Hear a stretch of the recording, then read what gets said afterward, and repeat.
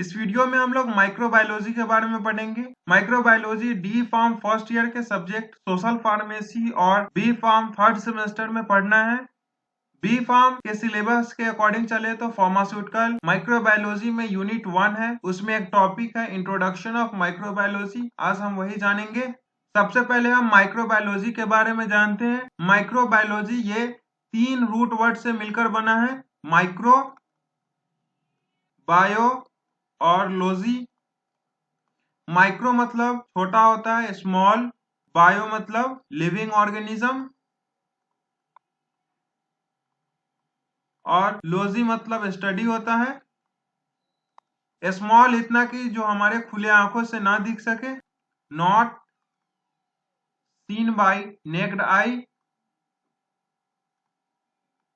Means that microbiology वैसा branch है biology का जिसमें हम वैसे ऑर्गेनिजम्स के बारे में पढ़ते हैं जो हमारी खुली आंखों से ना दिख सकता हो। Means that microbiology is the study of microscopic organism.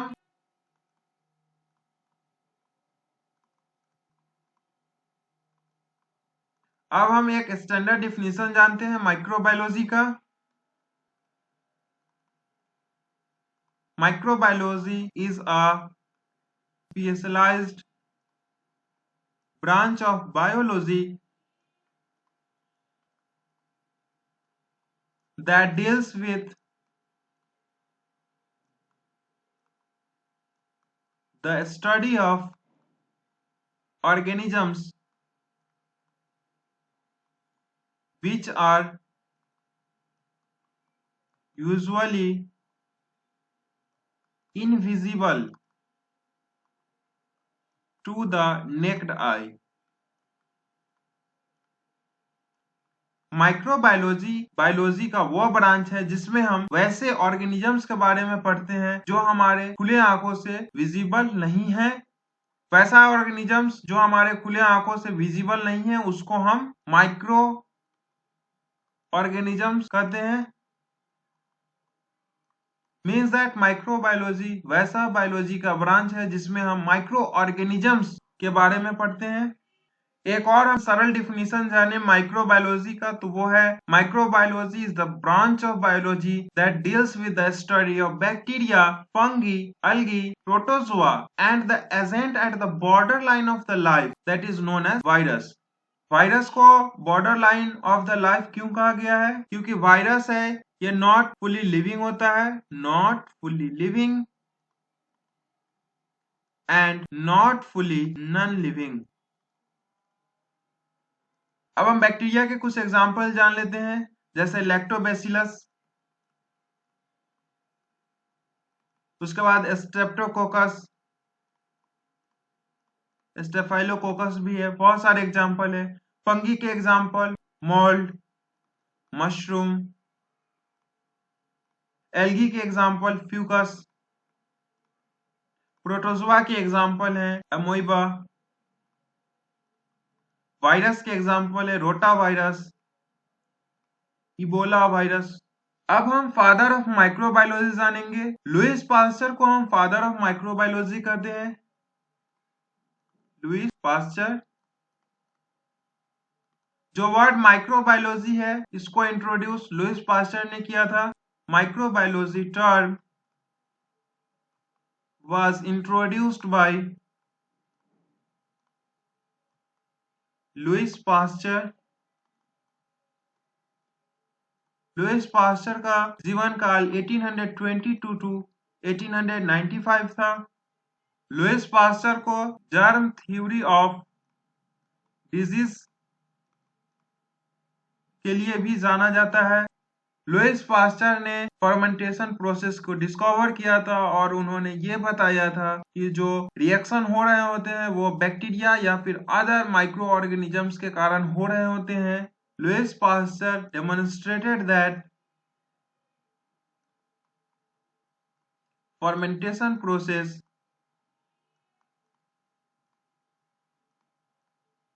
was due to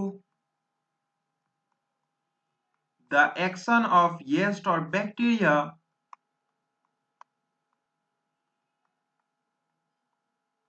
on the substrate।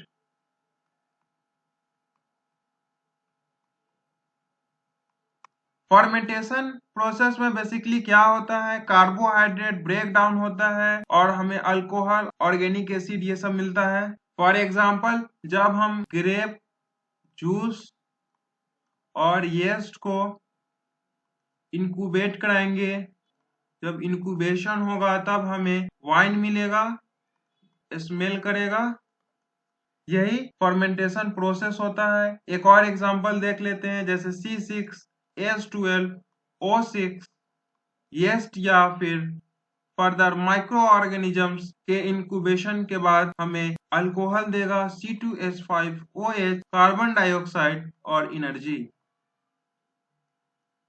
Further Lewis pasture ने पास्चुराइजेशन प्रोसेस के बारे में बताया था। ये सब हम फर्दर आगे पढ़ेंगे हिस्ट्री ऑफ माइक्रोबायोलॉजी में नेक्स्ट वीडियो में। अब हम माइक्रोब्स या फिर जिसको हम माइक्रो ऑर्गेनिजम्स कहते हैं उसके बारे में जानते हैं।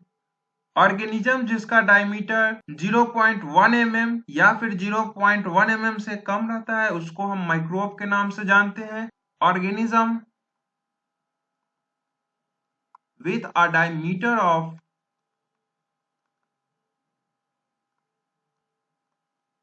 up to 0.1 mm or less than 0.1 mm, इसको हम माइक्रोब के नाम से जानते हैं। मीन्स दैट आप डायरेक्टली कहें organism of microscopic size below और अप टू 0.1 mm। ये जो माइक्रोब वर्ड था इसको एक फ्रेंच सर्जन सीई सेडिलॉट ने कॉइन किया था 1878 में। अब हम specific study of different micro organisms जानेंगे। माइक्रो ऑर्गेनिजम्स को बहुत सारे कैटेगरी में क्लासिफाई किया गया है। For example bacteria, fungi, virus, parasite, इन सभी को अलग अलग कैटेगरी में स्टडी भी किया जाता है। बैक्टीरियोलॉजी जो ब्रांच है इसमें बैक्टीरिया के बारे में स्टडी किया जाता है। Bacteriology is the study of bacteria. Mycology में फंगस के बारे में स्टडी किया जाता है, स्टडी ऑफ फंगस। वायरोलॉजी में वायरस के बारे में स्टडी किया जाता है, स्टडी ऑफ वायरस। प्रोटोजूलॉजी में प्रोटोजोआ के बारे में पढ़ा जाता है, स्टडी ऑफ प्रोटोजोआ। फाइकोलॉजी में अलगी के बारे में पढ़ा जाता है। Phycology is the branch of biology that deals with the study of algae. Parasitology में पैरासाइट के बारे में पढ़ा जाता है, स्टडी ऑफ पैरासाइट। अब हम जानेंगे माइक्रोबायोलॉजी से हमें क्या पता चलता है या फिर माइक्रोबायोलॉजी हमें क्या आइडिया देता है। सबसे फर्स्ट जो है वो है माइक्रोबायोलॉजी ये बताता है कि माइक्रो ऑर्गेनिजम्स किस फॉर्म में प्रेजेंट है। Forms of micro organism simple है या मल्टीपल है। और एग्जांपल देखें तो वायरस के केस में या तो वायरस आरएनए टाइप का होगा या फिर डीएनए टाइप का होगा। कभी भी वायरस में आरएनए और डीएनए दोनों प्रेजेंट नहीं होगा। माइक्रोबायोलॉजी से हमें माइक्रो ऑर्गेनिजम्स का स्ट्रक्चर पता चलता है, स्ट्रक्चर ऑफ माइक्रो ऑर्गेनिज्म। किस तरह से माइक्रो ऑर्गेनिज्म रिप्रोडक्शन कर रहा है वो भी हमें माइक्रोबायोलॉजी से पता चलता है। Reproduction of micro organisms, for example binary fission. कौन कौन से फिजियोलॉजी माइक्रो ऑर्गेनिजम्स परफॉर्म कर रहा है अपने सर्वाइवल के लिए वो भी हमें माइक्रोबायोलॉजी से पता चलता है। Physiology performed by micro organism for survival. ये माइक्रो ऑर्गेनिजम्स है।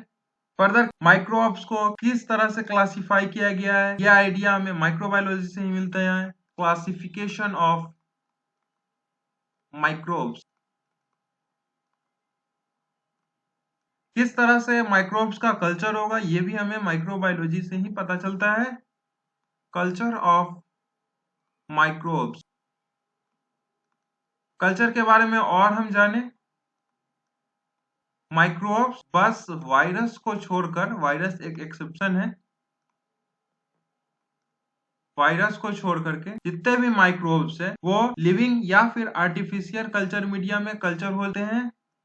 Cultured in both living and artificial culture. Virus के केस में वायरस लिविंग ऑर्गेनिज्म या फिर लिविंग कल्चर में ही मल्टीप्लाई करते हैं। Multiply only in living organism और लिविंग कल्चर।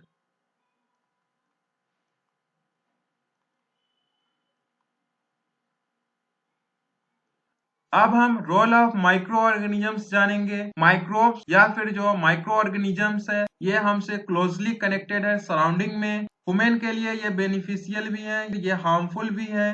बेनिफिशियल इसलिए है क्योंकि डे टू डे लाइफ में जो हम बहुत सारे सामान को यूज करते हैं, मेनली फूड आइटम को, वो माइक्रो ऑर्गेनिजम से बने होते हैं। For example curd, bread. और हार्मफुल इस केस में है कि बहुत सारे डिजीज माइक्रो ऑर्गेनिजम्स से कॉज होते हैं। सबसे पहले हम बेनिफिशियल पार्ट जानेंगे। Many of the things are prepared with the help of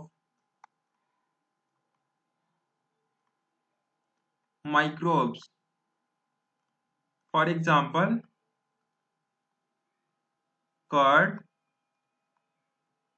cheese,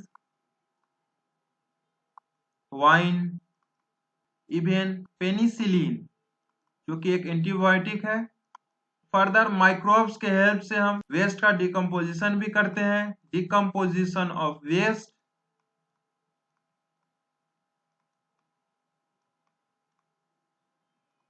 agriculture field में भी बहुत हेल्पफुल है माइक्रोब्स, जैसे नाइट्रोजन फिक्सेशन में। अब हम हार्मफुल एस्पेक्ट जानते हैं माइक्रोब्स का। माइक्रोब्स जो है वो फूड को कंटामिनेट कर सकता है, इन्फेक्शन कॉज कर सकता है। Microbes leads to spoilage and contamination. Surface को कंटामिनेट कर देगा, फर्दर इन्फेक्शन कॉज करता है, जिससे डिजीज होता है। For example spoilage of food, pulses basically cooked food होते हैं। डिजीज कॉज कर सकता है, for example urinary tract infections, malaria. इस वीडियो में बस इतना ही। होप आपको वीडियो पसंद आया होगा। वीडियो पसंद आया तो वीडियो को लाइक करिए, चैनल को सब्सक्राइब करिए।